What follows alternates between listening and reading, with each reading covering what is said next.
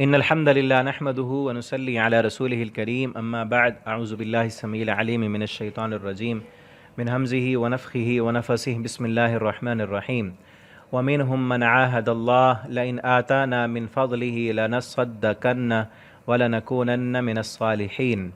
ترجمہ قرآن کا آج سورہ توبہ آیت نمبر 75 سے ہمارا سبق ہے۔ جیسے میں نے بتایا تھا منافقین کا کردار بیان کیا جا رہا ہے،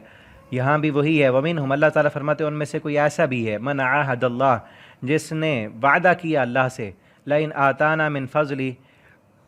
البتہ اگر اس نے دیا، من فضلی اپنے فضل سے، لنصدقن، تو البتہ ضرور ہم صدقہ کریں گے، ولنکونن، البتہ ضرور ہم ہو جائیں گے، من الصالحین، نیک لوگوں میں سے۔ اس نے اللہ سے یہ وعدہ کیا کہ ہمارے پاس پیسہ نہیں ہے، مال اسباب دولت نہیں ہے، اگر دولت مل گئی تو ہم ضرور صدقہ کریں گے۔ یہ یہاں بھی منافقین کا ذکر ہے کہ انہوں نے یہ عہد کیا تھا اللہ سے یا رسول اللہ صلی اللہ علیہ وسلم سے کہ اگر ہمارے پاس دولت آ گئی تو ضرور ہم اسلام پر خرچ کریں گے، لیکن جب اللہ نے دے دی تو پھر انہوں نے بخل کیا۔ آگے دیکھیں اگلی آیت میں، فلما آتاہم، پھر جب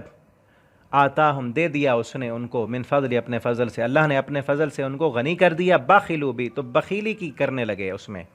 ٹھیک ہے نا۔ اور یہاں واقعہ تو ان کا بیان ہو رہا ہے، عام طور پر بھی قیامت تک کے لیے سب انسانوں کے لیے کئی لوگ ایسے ہوتے ہیں جو پہلے غریب ہوتے ہیں، یہ کہتے ہیں اللہ سے، اللہ اگر اللہ نے ہمیں دیا تو ہم مسجدیں بنائیں گے، ٹھیک ہے نا، ہم مدرسہ بنائیں گے، ہم خرچ کریں گے دین پر، اسلام پر، ہم فلاں کریں گے، یتیموں کی کفالت، بڑے جذبات ہوتے ہیں۔ لیکن جب مال مل جاتا ہے، پیسہ آ جاتا ہے، اللہ کی طرف سے فراوانی ملتی ہے، پھر کیا ہوتا ہے؟ پھر بخلوا بھی، پھر وہ مال جو ہے انسان کو بخیل بنا دیتا ہے۔ تو ایسے مال سے بھی پناہ مانگنی چاہیے جو مال انسان کو بخیل بنا دے، کنجوس بنا دے۔ اس مال کا فائدہ کیا ہے؟ جو انسان اپنے اوپر بھی خرچ نہ کرے، اپنے بیوی بچوں پر بھی خرچ نہ کرے، دین پر، اسلام پر۔ مومن تو وہی ہے نا، مومن پیچھے آیا نا، مومن اللہ کے راستے میں خرچ کرنے والا ہوتا ہے، اور اللہ تعالیٰ نے فرمایا یہی ہے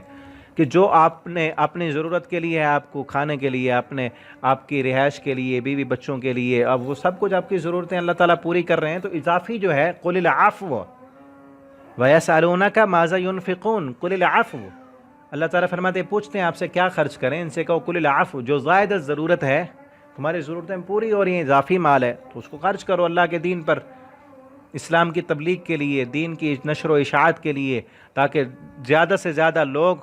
اسلام کی طرف آئیں، اللہ کے فرما بردار بنیں، اپنا مال خرچ کرو، ٹھیک ہے نا۔ تو کنجوس نہیں بننا چاہیے۔ فرض زکوٰۃ، فرض صدقہ تو دینا ہی دینا ہے ہم نے، ٹھیک ہے نا، فرض زکوٰۃ تو دینی ہی دینی ہے۔ اس کے علاوہ بھی اپنے مال میں سے نفلی صدقہ بھی کرتے رہا کریں، اس سے کیا ہوتا ہے؟ آپ کے مال میں برکت ہوگی، نقصانات نہیں ہوں گے۔ جس طرح بیماریاں آ رہی ہیں نا، مال میں بیماریاں، جو ہے نا، کھیتوں میں بیماریاں، انسانوں میں بیماریاں، صدقہ کرتے رہیں گے، ان الصدقہ تدفع البلاء، صدقہ بلاؤں کے ٹال دیتا ہے۔ اور ایک ویڈیو کلپ میں نے دیکھا، میں آپ کو وہ یوٹیوب پر شیئر کروں گا انشاءاللہ، کہ صدقہ کرنے سے بلائیں کس طرح ٹلتی ہیں، ٹھیک ہے، اسے بھی دیکھنا آپ نے، یوٹیوب پر بھیجوں گا لنک، گروپس میں بھی میں شیئر کروں گا اس کا۔ صدقہ کرتے رہیں گے تو بلائیں ٹلتی رہیں گی، مصیبتیں انسان پر آتی ہیں، لکھی ہوتی ہیں انسان کی قسمت میں، لیکن صدقہ کرنے کی وجہ سے وہ مصیبتیں اللہ تعالیٰ دور کر دیتے ہیں، ٹھیک ہے نا۔ اس سے پہلے کہ بیماریاں آئیں، نقصان ہو، کاروبار میں ہمیں گھاٹا ملے، صدقہ کر لیں تو وہ نقصان، وہ کاروبار میں اگر کوئی کسی قسم کی کوئی بیماری، کوئی وبا، اس طرح کی چیزیں آنی ہیں تو وہ صدقہ کرنے کی وجہ سے ختم ہو جائیں گی۔ بخیلی نہیں کرنی۔ وَتَوَلَّوْا، اور وہ منہ موڑ لیا انہوں نے، وَهُمْ مُعْرِضُونَ، اور وہ اعراض کرنے والے تھے۔ فَأَعْقَبَهُمْ نِفَاقًا، تو سزا دی اللہ نے ان کو ان کے نفاق کی، فی قلوبہم، ان کے دلوں میں مہر لگ چکی ہے، اب وہ دیں بھی صحیح تو قبول نہیں ہے، الی یوم، اس دن تک، یلقونہ، کہ جس دن وہ ملیں گے اس سے، بما اخلف اللہ، اس سبب سے کہ انہوں نے مخالفت کی اللہ کی، ما وعدہ اللہ، ما وعدہ، جو انہوں نے وعدہ کیا تھا اس سے، اللہ سے وعدہ کیا، پھر وہ وعدہ خلافی کی، اللہ کی نافرمانی کی، وبما کانوا یکذبون، اور اس وجہ سے جو وہ جھوٹ بولتے تھے۔ الم یعلموا، کیا وہ نہیں جانتے، ان اللہ یعلم سرہم ونجواہم، کہ بے شک اللہ تعالیٰ جانتا ہے سرہم، ان کی پوشیدہ باتوں کو، ونجواہم، ان کی سرگوشیاں، ان کی پوشیدہ باتیں بھی اللہ جانتا ہے، اور ان کی ظاہری باتیں، راز، سب کو اللہ تعالیٰ جان رہا ہوتا۔ نجوا کہتے ہیں کہ کان میں بات کرنا، چھپ کر باتیں کرتے ہیں، مجلسیں کرتے ہیں یا کانوں میں باتیں کرتے ہیں، سرگوشیاں کرتے ہیں۔ اللہ سب جاننے والا ہے۔ ان اللہ علام الغیوب، اللہ تعالیٰ تو علام الغیوب ہے، غیب کو خوب جاننے والا ہے۔ الذین، وہ لوگ، یلمزون، جو تانا دیتے ہیں، المتطوعین، خوشی سے صدقہ کرنے والوں کو۔ متطوع کہتے ہیں نفلی صدقہ، کہ فرض زکوٰۃ تو دے دی، نفلی صدقہ اگر مانگا جا رہا ہے، ان کے پاس نہیں ہے، پھر بھی وہ کوشش کر کے خوشی کے ساتھ نفلی صدقات کرتے ہیں۔ من المؤمنین، مومنوں میں سے، فی الصدقات، صدقے میں، والذین، اور وہ لوگ، لا یجدون، جو نہیں پاتے، الا جہدہم، مگر جہدہ، اپنی محنت اور مشقت اور مزدوری سے لے کر آتے ہیں، فیسخرون منہم، وہ ان کا مذاق اڑاتے ہیں، سخر اللہ منہم، اللہ بھی ان کا مذاق اڑائے گا، ولہم عذاب علیم، ان کے لیے دردناک عذاب ہے۔ یہاں پر نا مومن جب صدقہ کرتے، خصوصاً غزوہ تبوک پر جب آپ صلی اللہ علیہ وسلم نے مانگا کچھ سارا سامان، ابھی میں نے بتایا پچھلے اسباق میں کہ حضرت ابوبکر صدیق پورے گھر کا لائے، عمر فاروق آدھا لائے، حضرت عثمان غنی نے کئی گھوڑے دیے، اور جو زیادہ مال دیتے نا،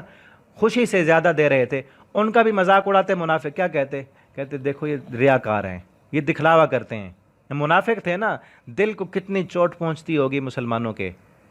منافقوں کا کام ہی یہی ہوتا ہے کہ خود بھی نیکی نہیں کرنی اور نیکی کرنے والوں کی راہ میں بھی روڑے اٹکانے ہیں۔ ان کو کتنا دکھ ہوتا ہوگا کہ جو اللہ کو راضی کرنے کے لیے گھر کا سارا سامان اور اتنا زیادہ پیسہ خوشی سے لے کر آ رہے ہیں، آگے سے کہو کہ یہ ریاکار ہیں۔ تم دل جانتے ہو یا اللہ تعالیٰ دلوں کے حالات جاننے والا ہے۔ آج بھی کئی اس قسم کے لوگ منافق قسم کے ہوتے ہیں، ٹھیک ہے نا، جو مسجدیں بنانے والوں کو مسجد پر کوئی خرچ کر رہا ہے، کوئی دین پر دے رہا ہے، کوئی دعوت کر رہا ہے، وہ خود بھی نہیں کریں، کہیں گے یہ تو ریاکار ہیں۔ تمہیں دل کا پتہ ہے،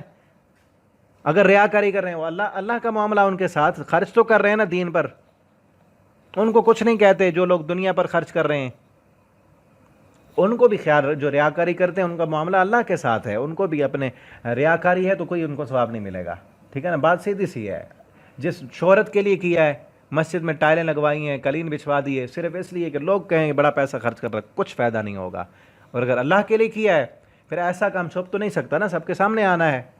پھر جو باتیں کرنے والے ہیں وہ اس قسم کے ہوتے ہیں، وہ جو زیادہ مال لے کے آتے ہیں ان کو کہتے ہیں کہ یہ ریاکار ہیں، اور جو والذین لا یجدون الا جہدہم، وہ لوگ جو نہ پاتے مگر اپنی مزدوری، محنت، مشقت کر کے تھوڑا سا مال لے کے آئے ہیں، ان کو کہتے دیکھو۔ ایک صحابی تھے، اسی موقع پر ایک صحابی، ان کے پاس کچھ بھی نہیں تھا، نبی صلی اللہ علیہ وسلم نے چندے کا اعلان کیا، اب وہ ساری رات وہ صحابی ایک یہودی کے باغ کو پانی لگاتے رہے، مزدوری کی پوری رات، ان کو جو ملے تھوڑے سے وہ آدھے گھر میں رکھے بچوں کو کھانے کے لیے، آدھے لے کر ایک مٹھی جو کہ نبی صلی اللہ علیہ وسلم کے پاس لائے، آپ نے پوری وہ مٹھی جو ہے نا، سارا سامان جو ڈھیر لگا ہوا تھا اس پر بکھیر دی، اور کہا کہ یہ صحابی جو ہیں جو ساری رات محنت مزدوری کر کے لائے ہیں، ان سارے مال سے یہ سبقت لے گئے ثواب کے اعتبار سے، کیونکہ محنت کی ہے۔ اس نے یہ نہیں کہا کہ میرے پاس کچھ نہیں، پھر بھی دینے والا بنا۔ ہمیں بھی یہاں سے سبق ملتا ہے کہ ہم کیا کریں، دینے والے بنیں، کچھ نہیں ہے تو مزدوری کر کے اللہ کے دین پر خرچ کریں، مانگنے والے نہ بنیں، ٹھیک ہے نا۔ تو اس پر کیا کرتے لوگ، یہ کم لانے والے، والذین لا یجدون الا جہدہم، جو اپنی محنت، مشقت، مزدوری لے کر آتے، تو کہتے ایک مٹھی جو سے یہ روم کو فتح کرنے چلے ہیں۔ آگے مقابلہ رومی اور سپر پاور طاقت کے ساتھ تھا نا، اس سے مذاق کرتے کہ ایک مٹھی جو سے یہ روم فتح کرنے نکلے ہیں۔ اللہ کو کتنا غصہ آیا، کتنا، اور مسلمانوں کو کتنی جو ہے نا تکلیف ہوتی ہوگی۔ اللہ فرماتے ہیں فَيَسْخَرُونَ مِنْهُمْ، یہ مذاقیں کرتے ہیں ان سے، سَخِرَ اللَّهُ مِنْهُمْ، ان قریب اللہ بھی ان کا مذاق اڑائے گا، وَلَهُمْ عَذَابٌ أَلِيمٌ، ان کے لیے دردناک عذاب ہے، ٹھیک ہے نا۔ اب آ گئی استغفر لهم، اللہ کے نبی یہ مر جائیں نا، استغفر لهم، ان سے ان کے لیے معافی مانگیں، او لا تستغفر لهم، یا معافی نہ مانگیں، ان کا جنازہ پڑھیں یا نہ پڑھیں، ان کے لیے آپ بخشش کی دعا کریں یا نہ کریں، ان تستغفر لهم، اگر آپ ان کے لیے بخشش کی دعا کریں 70 مرہ، 70 مرتبہ، لن یغفر اللہ لهم، اللہ نے معاف نہیں کرنا ان کو۔ 70 مرتبہ نا مبالغے کے لیے آیا ہے، یعنی جتنی زیادہ بھی آپ ان کے لیے معافی مانگ لینا، اللہ نے معاف نہیں کرنا، کیونکہ پیچھے کرتوت جو ان کے بیان ہوئے ہیں نا، پیچھے 3-4 رکوع سے جو ہم پڑھ رہے ہیں کہ ان کے کرتوت ہی ایسے ہیں کہ ان کے دلوں پر مہریں لگ چکی ہیں، اب ان کے لیے معافی کی کوئی گنجائش باقی نہیں ہے۔ اور وہ بتا بھی دیا گیا، ذالک، یہ اس وجہ سے، بأنہم کفروا باللہ، کہ انہوں نے کفر کیا اللہ کے ساتھ، واللہ ورسولہ ورسولہ، اور اللہ کے رسول کے ساتھ بھی انہوں نے کفر کیا، واللہ لا یہدی القوم الفاسقین، اور اللہ ایسے فاسق قوم کو کبھی ہدایت نہیں دیتا، ٹھیک ہے نا۔ یہاں تک یہ رکوع کمپلیٹ ہو گیا ہے، آگے انشاءاللہ ہم اگلے سبق میں پڑھیں گے۔ اللہ ہم سب کو قرآن پڑھنے، سمجھنے، اس کے مطابق زندگی بسر کرنے کی اللہ ہمیں توفیق دیں۔ اگر آپ نے آن لائن پڑھنا ہے تو آپ رابطہ کر سکتے ہیں، نیچے واٹس اپ نمبر لکھا ہے، اور ان اسباق کو زیادہ سے زیادہ آپ فیس بک پر، واٹس ایپ پر اپنے دوستوں کے ساتھ شیئر کیا کریں تاکہ آپ کے لیے صدقہ جاریہ بنے۔ السلام علیکم ورحمۃ اللہ وبرکاتہ۔